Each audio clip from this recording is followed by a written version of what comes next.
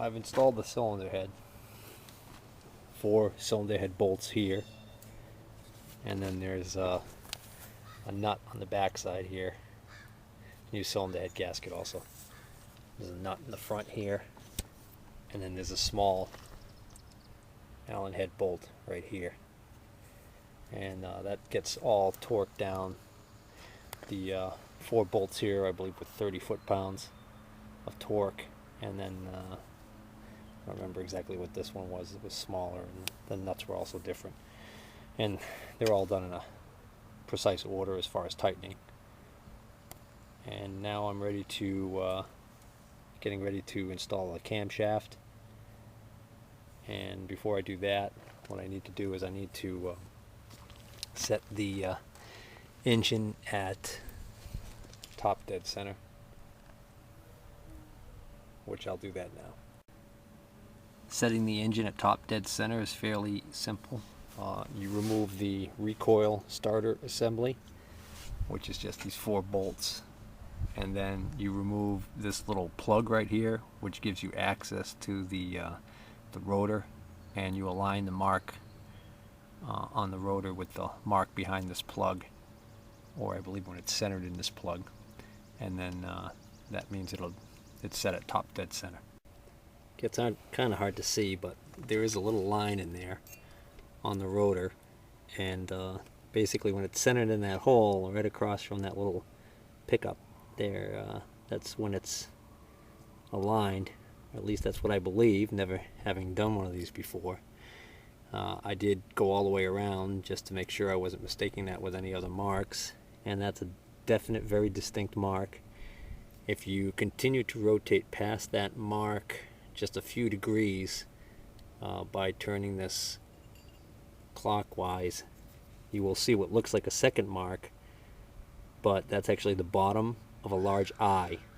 So the way it looks like they did it was they put the mark, and then right above the mark on the wheel they stamped the eye. And so you don't want to misconstrue the eye as being one of the marks. It's actually, the mark is before the eye. And then in the service literature they actually refer to it as align the eye mark on the rotor with the stationary pointer on the crankcase cover. I can't really see the pointer that they're referring to, and in the photo it actually looks like a different setup, but I have to believe that it's got to be that little sensor right there. There's a little tiny pickup coil on the end of it there by the looks of it, and that's pointing right at the eye right now.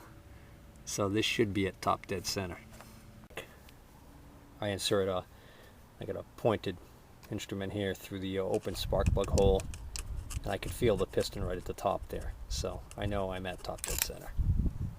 At this point you have to remove the camshaft sprocket off of the camshaft, and that's removing these 2 bolts. Okay, then you remove the, once you've removed the 2 bolts, you want to also remove these 2 little plates right here. They act as guides to help keep these weights in position, so they don't want to flop out. But you need to really take those off, because if they fall off on you and they fall down the hole here that the timing chain runs through, you're gonna really regret it. Now, get the camshaft in position, and the trick here is you're going to install the timing gear back on the camshaft, but not bolt it into position so you can actually rotate it. And what you need to do is, it's kind of tricky because you got very little room to work with here. So what you kind of do is you lift the chain up and get the gear here underneath the chain in position, and then kind of insert the camshaft into the back of it. And I'm going to need 2 hands to do this, so I'm going to do that now. So this kind of gives you an idea how you do it. I've got the gear now in position under the chain. I've moved my little keeper wire there down out of the way, and the camshaft I've just got laying there on the back. So now I'm going to put the camera down, I'm going to switch hands, and I'm going to get the camshaft into the back of the gear. Now the trick is to get this in so that the camshaft is oriented so that these two holes on the camshaft are facing up. The service manual says the two holes on the camshaft are facing up. There are several holes in the camshaft. There's a hole there, there's a hole there, there's what looks to be a hole on the other side of here, on this lobe and this lobe. So luckily the service manual points right to the two holes that they're referring to, which is definitely this hole, because you can actually see in the picture this little decompression, this compression release pin in the picture behind it, and this hole because you can clearly see it's the last it's the hole in the last lobe before the end of the camshaft. So we've got those installed facing up, so that should be the correct position. And then it goes on to say that now you have to get this all hooked up, and you're supposed to bolt it on, but of course now at this position the bolt holes don't line up. So what I need to do is I'm going to pull this forward, drop it down enough so I can disengage the chain from the teeth and rotate it over into position. And there's not much room to work with here, so this is kind of a finicky little thing to deal with. With the chain tensioner removed, there's enough slack in the chain so you can kind of pull up on this side, holding it with 2 fingers here and your other hand 2 fingers here, and kind of pull up on one side and kind of walk it over one tooth at a time until you get to the point where the hole lines up. I've now temporarily inserted one of the bolts that holds the camshaft sprocket onto the camshaft, just to keep it all together so it's not going to move on me. Now I can verify that I've got those 2 holes facing up as the service manual indicates that they should be. And now I'm just going to double check and make sure I haven't disturbed my mark down here, and that still looks good. So at this point, what you're supposed to do is you're supposed to align the notches on the decompressor cams with the projections on the decompressor spring lever, and then install the camshaft sprocket on the camshaft. So what they're talking about is they're talking about these little pins right here are supposed to line up and go into these little slots right here. So you want to make sure that those are right. So again, I'm going to need my both hands to do that. Okay, now I've got those pins lined up where they're supposed to be. And what I'm going to do now is I'm going to carefully remove this bolt and install the little guide that I had taken off, and then reinsert the bolt and tighten it up. Then I'll be able to rotate the crankshaft, and the camshaft will come around so I can get to the other bolt and do the same.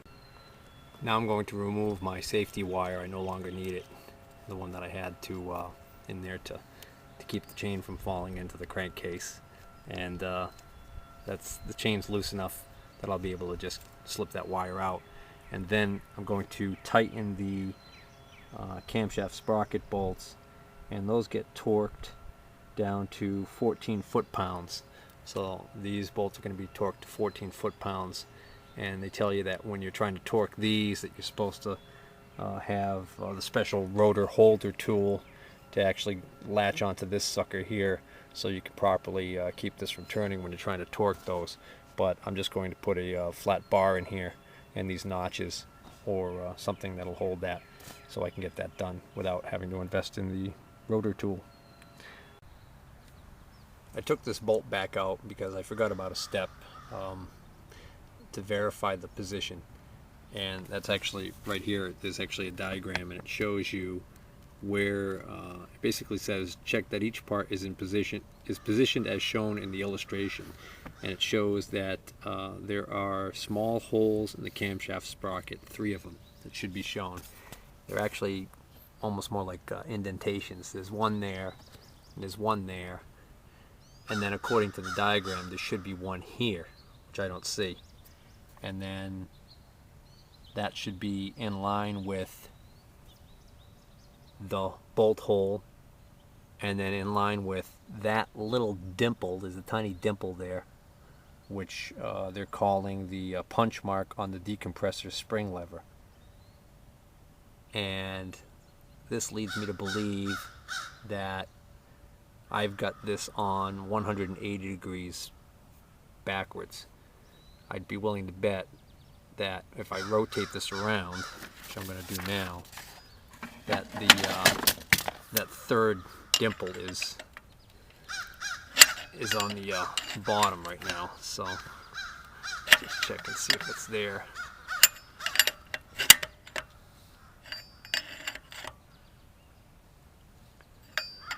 Okay, I'm going to have to take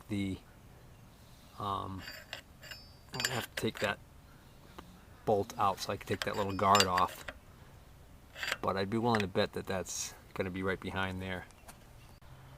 And there it is. There's the third mark. So these three marks should be in this position.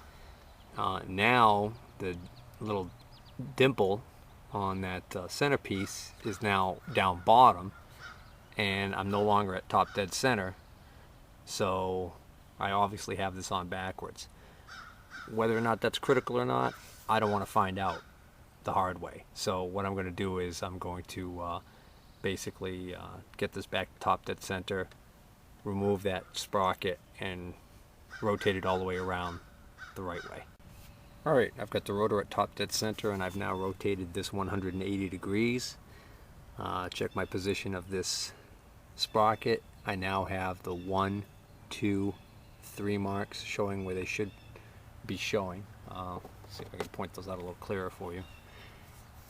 Get a little dimple right here, a little dimple right here, and a little dimple right here. This dimple is in direct line with the center line of this bolt hole, and this little tiny dimple right there. You also want to make sure that, again, that these little parts right here, this little nub, is engaged in the decompression spring. And then also want to make sure my camshaft's where I want it to be.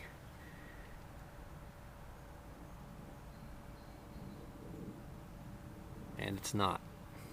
It's actually 180 degrees out. So I just gotta rotate that back around. One full rotation. Well, actually not one full rotation, half a rotation. Should be 180 degrees. There we go. And I gotta put the camera down to get those little tabs to engage. Okay, finally, we're at top dead center.